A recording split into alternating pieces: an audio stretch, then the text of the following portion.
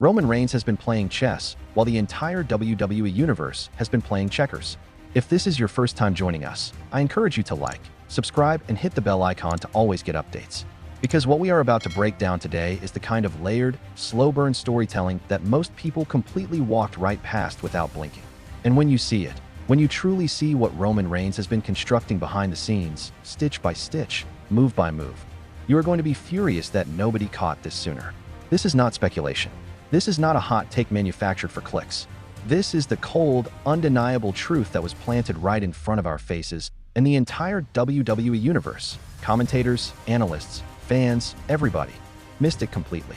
And at the center of it all is a name that most people did not expect to be relevant in 2026. Rikishi, the Wiseman, the patriarch whose silence has been louder than any promo Roman Reigns has ever cut. Let's go. What year did Rikishi make his debut on WWE television under his iconic name? Here is where this entire story begins, and you need to pay very close attention because the details matter enormously. Cast your mind back to the months leading into the Bloodline Civil War reaching its boiling point. Roman Reigns, stripped of allies, stripped of his Wiseman Paul Heyman, stripped of the honorary use Jimmy USO, and the entire infrastructure that made his 5-year reign feel untouchable. Roman stood alone in a way that the WWE Universe had never genuinely seen before. And the instinct of every wrestling mind watching was to feel sympathy, to wonder who Roman would align himself with next, to speculate about Shield reunions or surprise returns. But Roman Reigns was not sitting in darkness waiting for someone to rescue him. Roman Reigns was building something, and the seed he planted was not buried in a promo. It was not hidden inside a contract signing or a post-match beatdown. It was hidden inside a relationship, a family connection so foundational, so deeply woven into the Anoa'i dynasty fabric, that everyone treated it as background noise, as wallpaper, as context rather than content. Rikishi.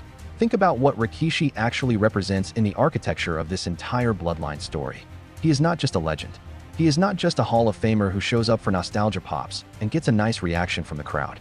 Rikishi is the living, breathing bridge between the Anoa'i family's past and its future. He is the father of Jey Uso and Jimmy Uso.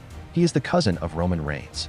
And he is a man who, for the longest stretch of this entire Bloodline saga, was conspicuously, almost suspiciously, absent from the narrative in any meaningful capacity. And that absence was not an accident. Roman Reigns is too calculated. The people booking this story are too meticulous. When someone is kept off screen for that long, it means they are being preserved. It means there is a moment being held in reserve, and that moment has a specific purpose that will pay off at the exact right time. Now let us talk about what Rikishi has been doing in the background, because this is where the planted seed becomes visible if you know where to look. Rikishi has been positioning himself, publicly and privately, as a voice of reason within the Anoa'i family dynamic. His commentary on the Bloodline Civil War has been measured, deliberate. He has not taken sides openly in the way that would burn bridges. And that measured quality, that refusal to fully condemn Roman or fully endorse any of the younger faction members, is the exact quality you need in a Wiseman. Not Paul Heyman's kind of Wiseman. Paul Heyman is a carnival barker, a genius manipulator, a man whose loyalty has always carried a price tag hidden in the fine print. Rikishi is something entirely different. Rikishi is a Wiseman in the truest cultural sense, an elder whose wisdom comes from lived experience within the very bloodline that is currently tearing itself apart. And Roman Reigns knows this. Roman Reigns knows that Paul Heyman, for all his brilliance, is an outsider. He is not Samoan. He does not carry the Anoa'i blood. He cannot stand beside Roman in the way that matters most when the story being told is fundamentally a story about family, about legacy, about who has the moral and ancestral authority to lead this dynasty. Rikishi can. And here is where the seed becomes undeniable. Go back and watch the interactions, the subtle acknowledgments, the moments where Roman's entire energy shifts when the subject of his older family members comes up. There is a deference there, a respect that does not exist in the same form with anyone else in Roman's orbit. Roman Reigns respects power, yes, but more than power, Roman Reigns respects legitimacy. And within the Anoa'i family tree, Rikishi carries a kind of legitimacy that cannot be manufactured or assigned. It is earned through decades of sacrifice, through raising sons who became tag team champions, through representing this family on the biggest stages in professional wrestling history. Roman planted that seed when he began the quiet, behind closed doors process of reaching out. Not publicly, not with a dramatic in-ring moment, but in the way that real alliances are formed, through trust, through conversation, through the understanding that what is coming next in this Bloodline chapter requires an anchor that the audience will believe completely. Which legendary tag team did Rikishi team with Scotty 2 Hotty and Grandmaster Sexay as part of in the early 2000s? Now let us talk about why this matters so much for what is happening right now with Jacob Fatu, Solo Sikoa, and the fractured state of the Bloodline in June 2026. Jacob Fatu is a wrecking machine. There is no diplomatic way to say it. The man is a generational physical specimen who combines the athletic explosiveness of a cruiserweight with the raw destruction of a monster heel. His splash on Eric Andre during the June 15th Monday Night Raw at CFG Bank Arena was not just a moment of chaos. It was a statement, and Roman Reigns ordered that splash. Roman looked at the situation, looked at Jacob Fatu, and pointed. And Jacob Fatu moved with the kind of blind obedience that tells you everything you need to know about where his loyalty currently sits. But here is the critical question that nobody is asking loudly enough. How long does that loyalty last? Jacob Fatu's Anoa'i bloodline connection is real. He is not an outsider brought in for muscle. He is family. And family loyalty, as this entire bloodline saga has taught us over and over again, is the most volatile force in professional wrestling storytelling. It can build empires and it can burn them down with equal ferocity.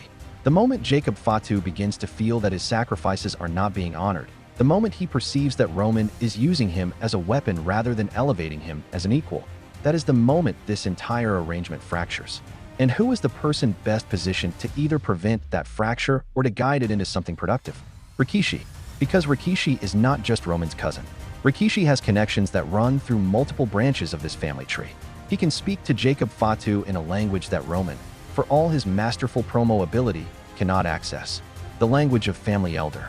The language of someone who has walked this road, who understands the cost of pride and the value of patience, who can translate Roman's long-game vision into something that a powerhouse like Jacob Fatu can embrace rather than eventually resist. This is the Wiseman role that Rikishi was always meant to play in this chapter of the story. Not the loudmouth advocate that Paul Heyman was. Not the scheming political operator. The Wiseman in the truest, most ancient sense of the word. The elder who holds the center when the family is pulling apart at every seam. And Roman Reigns planted that seed months ago. He began cultivating that relationship quietly, carefully, with the patience of a man who has spent 5 years proving that he thinks 3 chapters ahead of everyone else in professional wrestling. The WWE Universe saw Paul Heyman getting arrested. They saw the Eric Andre splash. They saw Solo Sikoa's faction dynamics shifting. They watched every explosive, high-decibel moment of this saga with complete attention. And in doing so, they missed the quietest, most powerful move Roman Reigns has made in years. He went to Rikishi. He made his case. He extended his hand not as the tribal chief demanding loyalty, but as a nephew recognizing an elder. And in doing so, he secured the one alliance that can give the next chapter of the Bloodline saga a moral and emotional weight that no amount of faction drama or celebrity ringside chaos can manufacture. Rikishi as Roman Reigns' Wiseman is not a rumor. It is not a fantasy booking wish list. When you follow the breadcrumbs, the public positioning, the deliberate absence, the family dynamics, the narrative logic of where this story needs to go to reach its most powerful next act, it is the only conclusion that makes complete sense. Roman Reigns planted the seed right in front of us. Everyone missed it, but not backstage wrestling news.